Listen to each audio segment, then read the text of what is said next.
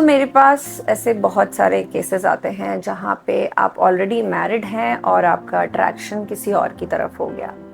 ये इंडिया में और इवन अदर कंट्रीज में इस मुद्दे पे काफ़ी चर्चाएं होती हैं। सबके अपने अपने पर्सपेक्टिव्स होते हैं। कुछ लोग ऐसे ही चलते हुए अपने रिश्तों को आगे चलाते हैं, कुछ लोग विड्रॉल कर जाते हैं, कुछ लोग ज़िंदगी भर नफ़रत में रह जाते हैं, कुछ लोग अपने गिल्ट से बाहर नहीं निकल पाते एंड सो ऑन। तो मैं एज अ रिलेशनशिप कोच सिर्फ इसका एक पहलू और एक सही फैक्ट आप लोगों के सामने रखना चाहूँगी, क्योंकि इस पे किसी को तो बात करनी पड़ेगी और क्यों नहीं मैं ही वो जिम्मा उठा लेती हूँ। तो ये जो लगाव हो जाता है ना कई बार आपके बाहर से, इसमें हर तरह की कैटेगरी ऑफ ह्यूमन है। इसमें ऐसा नहीं है कि सिर्फ मेल्स करते हैं या ऐसा नहीं है ये सिर्फ फीमेल्स करती हैं। दोनों का रेशियो इक्वल है, क्योंकि ये बात कोई भी मेल फीमेल पे डिपेंड नहीं हो रही है। ये बात हो रही है कि आपके इमोशंस हैं जिनको जो अटेंड कर लेगा। अगर आप पेनफुल इमोशन में हैं और अगर आपको किसी ने आके एक पॉजिटिव रास्ता दिखा दिया तो आप उसकी तरफ जाएंगे। ये बहुत वैसा है कि एक बच्चे को चॉकलेट के लिए वो रो रहा है और उसे चॉकलेट मिल जाती है। इसमें फिजिकल पार्ट थोड़ा सा बाद में देखेंगे, बट आप इसको इमोशनल पार्ट से समझो, ठीक है। और मैं ये नहीं कह रही कि आप इसको मान ही लें, ये सिर्फ एक पर्सपेक्टिव है कि अगर हो सकता है आपकी लाइफ में ऐसा है और आप किसी से कंसल्ट करना नहीं चाहते तो आपको इससे एक रास्ता मिल सकता है। तो ये ऐसा हुआ कि अगर आपके को चॉकलेट घर पे नहीं मिली और बाहर से किसी स्ट्रेंजर ने दे दी और आप चले गए, आपने ले ली। अब घर पे आप आएंगे, आपकी मम्मी आपको डांटेगी, आपके पापा आपको डांटेंगे कि हम आपको घर में सामान नहीं देते क्या, जो आप बाहर से चॉकलेट खाते हो। तो ये पेनफुल होता है जब ये घर वालों को पता चलता है या आपकी वाइफ को पता चलता है या आपके हस्बैंड को पता चलता है। अब इसके बाद आपका इंडिविजुअल डिसीजन है कि आप इस रिश्ते को क्या देखना चाहते हैं। लेकिन कैटेगरी आप ये जरूर समझें कि इसमें कुछ प्रतिशत लोग ऐसे हैं, मान लीजिए इस पूरे कंडीशन में 25% लोग ऐसे हैं जिनकी ये हैबिट है। वो एक बार करेंगे, 2 बार करेंगे, 3 बार करेंगे, 4 बार करेंगे, आप उन्हें रोकेंगे वो फिर भी करेंगे। अगले 25% लोग ऐसे हैं कि जिनको emotional support, physical support, mental support घर पे नहीं मिल रहा था तो वो बाहर अट्रैक्ट हो गए। उनको ना चॉकलेट मिल रही थी, ना केक मिल रहा था, ना ही कोल्ड ड्रिंक मिल रही थी घर पे, तो वो बाहर आ गए। 25% लोग ऐसे हैं जिनको सिर्फ चॉकलेट ले चाहिए थी और बाहर से वो चॉकलेट मिल रही थी, which is an emotional support. And 25% लोग ऐसे भी हैं जिनको कुछ पता ही नहीं था और उनका बस चॉकलेट खाने का मन कर गया। मतलब वो भटक रहे थे, पेन में थे और बस उनको ऐसे चॉकलेट मिली कि अच्छा चलो खा लेते। तो इसमें ये सारी कैटेगरीज पॉसिबल है। तो इन कैटेगरीज पे बात करने का मेरा पर्पस इसके लिए है क्योंकि जब मैं अपने क्लाइंट्स को सुनती हूँ, जब मैं ये पूरे देखती हूँ कि दुनिया में क्या चल रहा है, तो मेरा अपनी लाइफ का डिसीजन इस पे बेस होगा। तो आप देखिए कि अगर आपका पार्टनर इन 4 कैटेगरीज में कहाँ पे आ रहा है, फर्स्ट, सेकंड, थर्ड, फोर्थ, जिस भी कैटेगरी में, उसके हिसाब से आप डिसीजन लीजिए। देखिए, रिश्ते तोड़ने और रिश्ते चलाने और रिश्तों को बनाना, रिश्तों को निभाना, ये कोई भी आसान बात नहीं है। इसमें कोई भी एक दिन का या बहुत इजी खेल होगा, ये बिल्कुल नहीं है। लेकिन इसके ऊपर सही तरीके से जानना, इन बातों को सही तरीके से समझना और आगे डिसीजन लेना, वो बहुत जरूरी है। हम इसको ये नहीं कह सकते कि यार मेरी मजबूरी है, मैं नहीं छोड़ सकती या मैं नहीं छोड़ सकता।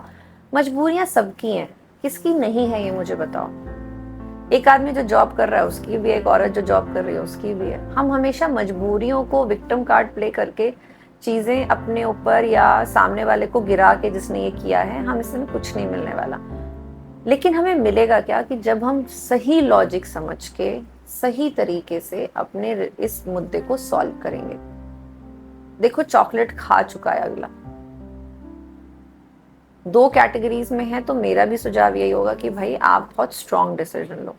लेकिन ये जो 2 कैटेगरीज हैं इसमें आप सोच समझ के डिसीजन लो। आपके पेन्स के हिसाब से डिसीजन लो। मैं ये नहीं कहती ये आसान है, आसान कुछ भी नहीं है चारों में से, बट आसान क्या है ही नहीं, रिश्तों में आसानी है ही नहीं। लेकिन अच्छा तरीका क्या है? अच्छा तरीका है कि आप सोचें, प्रोसेस करें और तब फाइनल डिसीजन लें कि आपको इस रिलेशनशिप में क्या करना है।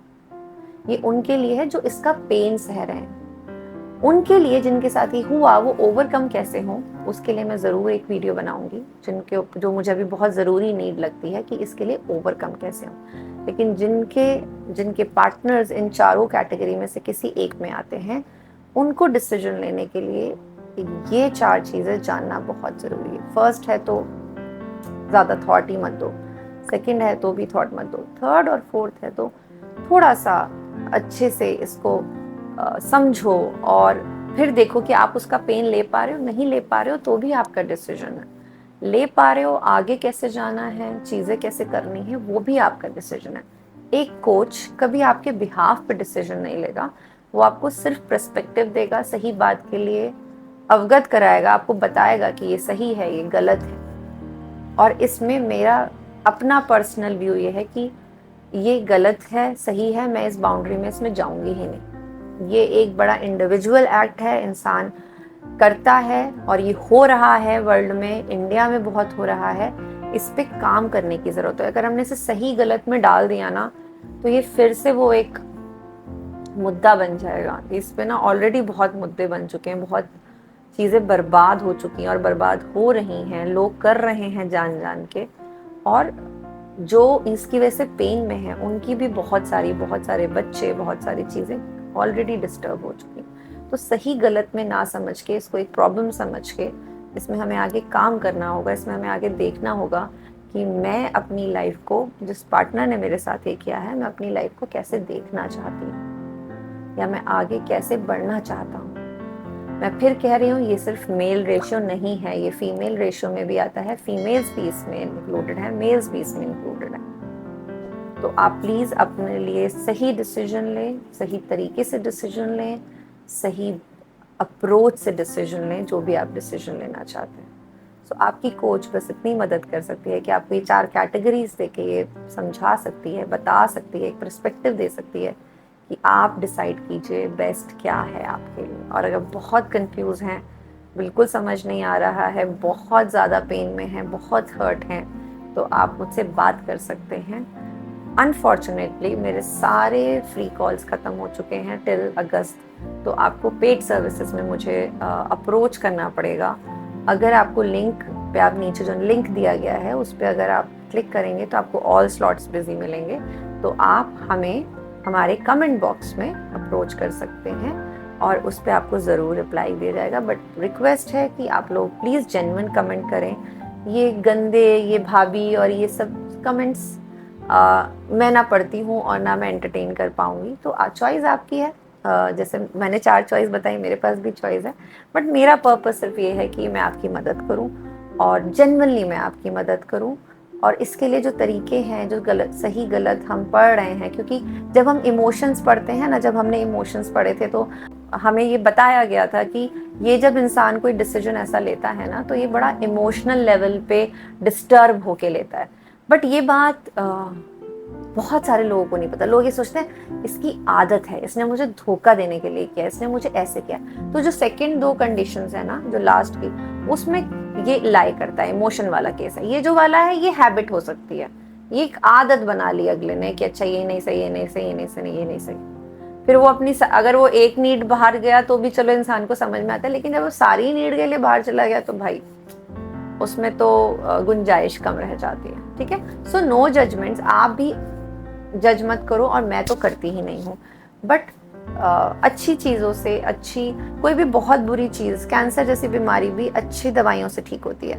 तो अगर ये बीमारी नहीं है, एक तरह का फेज चल रहा है सोसाइटी में, तो इस पर हम अच्छी तरह से समझ के जब हम सोल्यूशन लेंगे तो आपको, और जितने भी आपसे रिलेटेड लोग हैं या जो ये सुन रहे हैं, या किसी का आपका दोस्त है तो उसको प्लीज़, या आपकी फ्रेंड है तो उसको सजेस्ट कीजिए कि तू ये एस्पेक्ट देख सकती है या तू एस्पेक्ट देख सकता है। ये काफ़ी सेंसिटिव मुद्दा है और इस पर मैं बात करती रहूँगी। नेक्स्ट वीडियो में ज़रूर मैं ये बात करूँगी, आने वाली वीडियोज़ आप चेक करिएगा, मैं ये ज़रूर बात करूँगी कि अगर आपने ऐसा किया है तो अगर आप गिल्ट में, उसके भी बहुत सारे कैटेगरीज हैं और वो मैं आपको बताऊँगी, फिर आप चूज़ कीजिएगा और उस गिल्ट से या उस फेज से, या अगर आपको रिवर्ट करना है अपना रिलेशनशिप तो वो कैसे करेंगे वो मैं आपको बताऊंगी। ठीक है, सबको मेरा बहुत प्यारा नमस्ते और ज़रूर आप अपने रिलेशनशिप्स पे काम कीजिए।